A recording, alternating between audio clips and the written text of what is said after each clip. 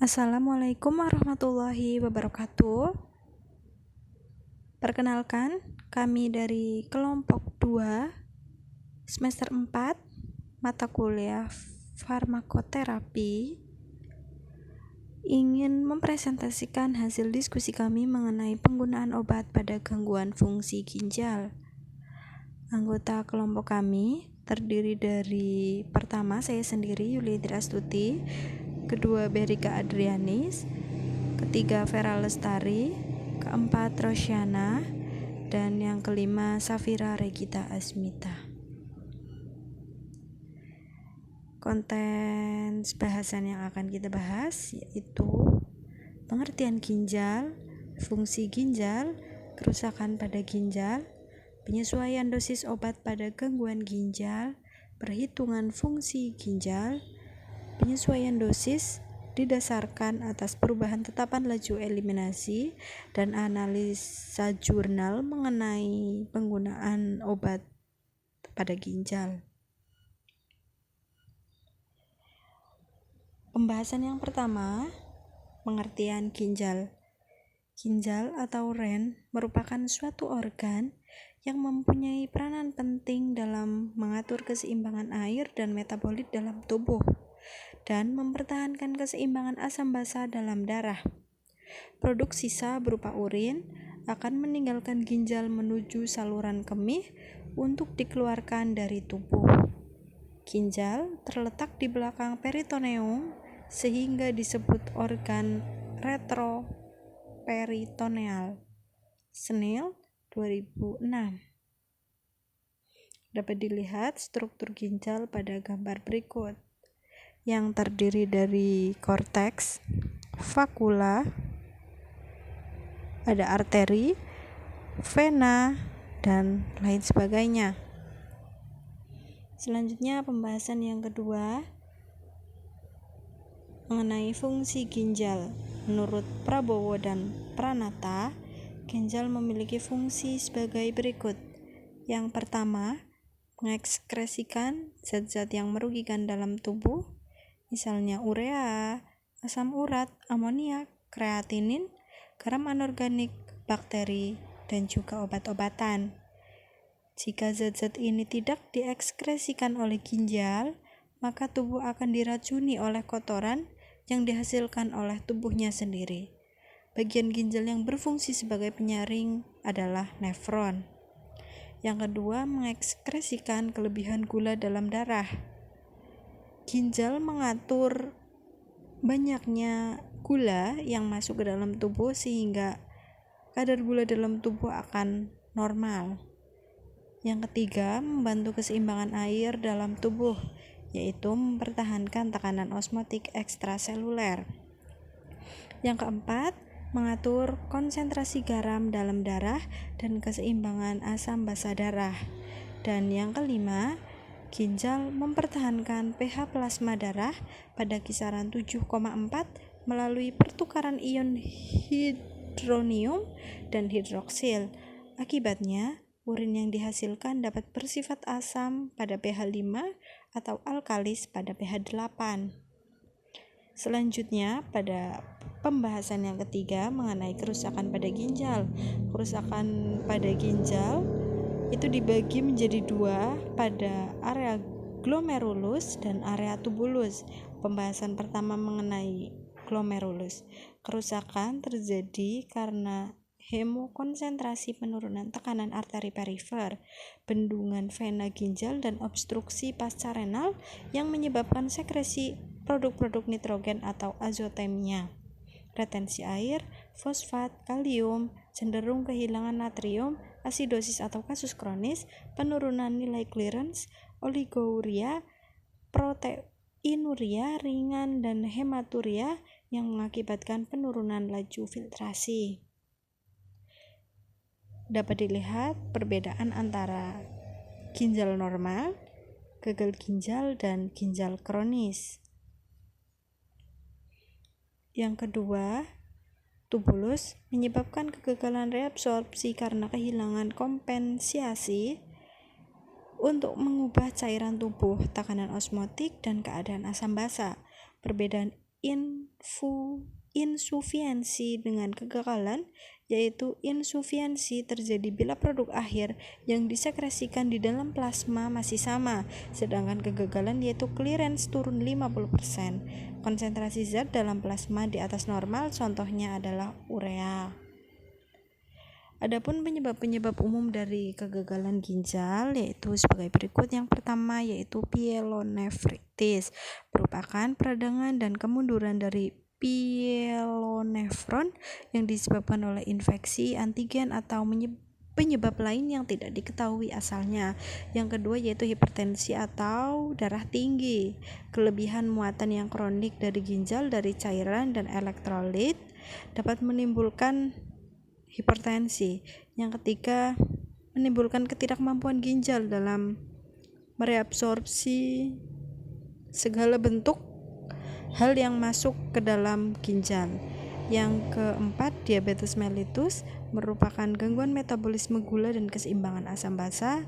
Selanjutnya dapat menimbulkan atau meningkatkan kemunduran penyakit ginjal seorang penderita.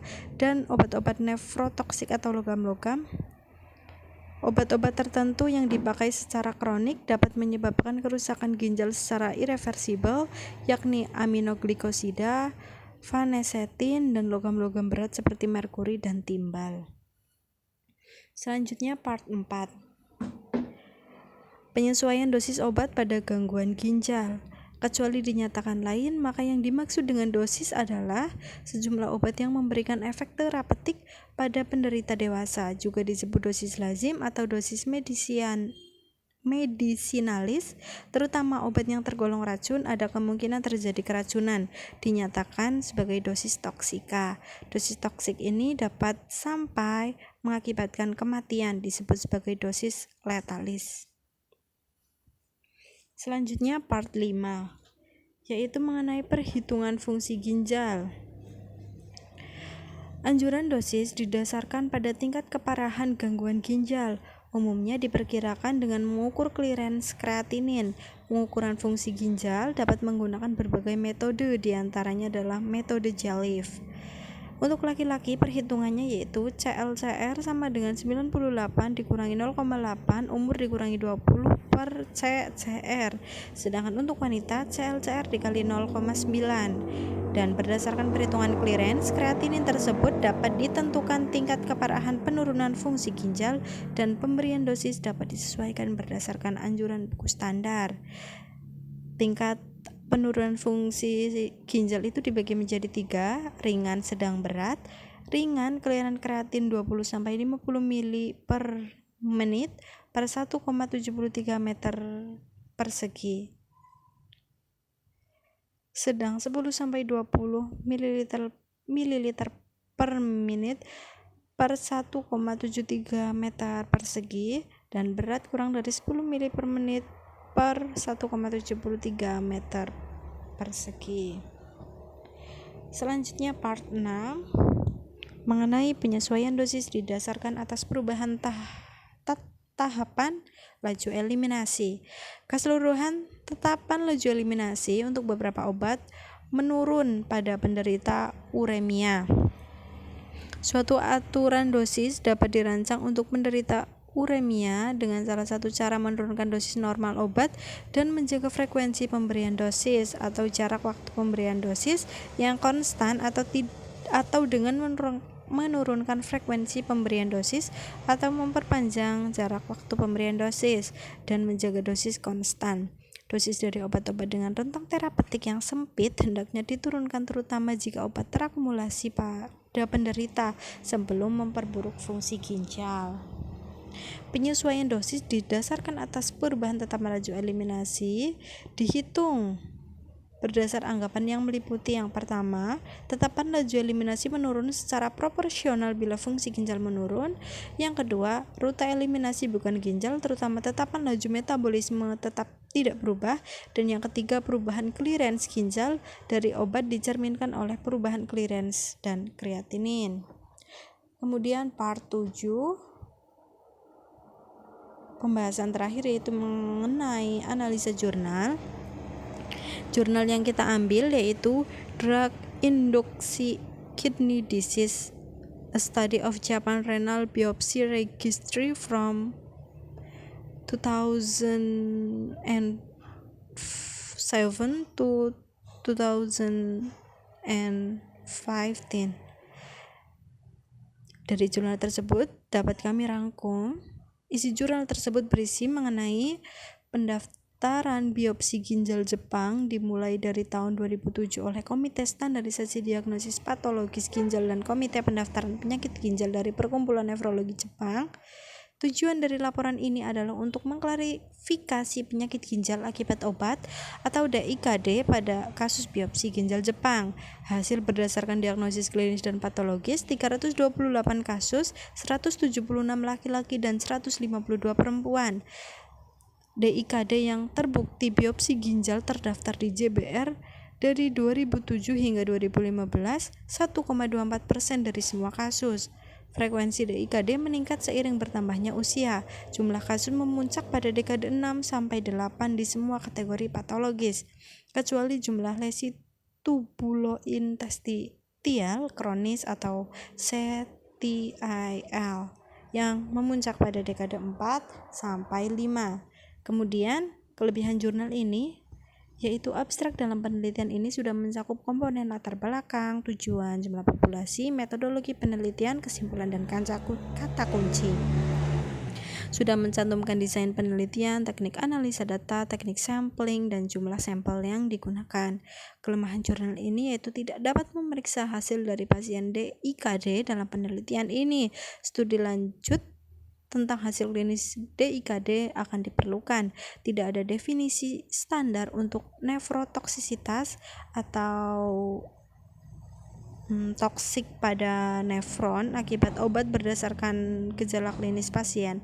Kita perlu mengembangkan strategi klinis untuk mendiagnosis dan mengelola DIKD.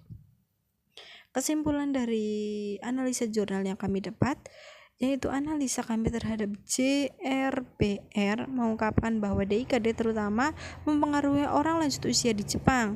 Selain itu, sekitar setengah dari kasus biopsi ginjal melibatkan ATIL atau CTIL dan sekitar sepertiga melibatkan lesi glomerulus, terutama MN dan sindrom nefrotik klinis.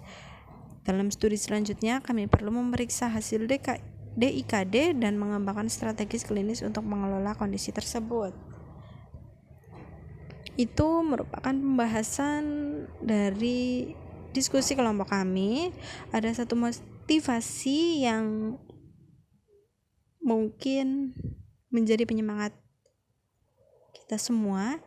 Hanya pendidikan yang bisa menyelamatkan masa depan. Tanpa pendidikan, Indonesia tak mungkin bertahan, dari Najwa Shihab. Terima kasih untuk perhatiannya. Mohon maaf atas segala kekurangan. Wabillahi taufiq wal hidayah. Wassalamualaikum warahmatullahi wabarakatuh.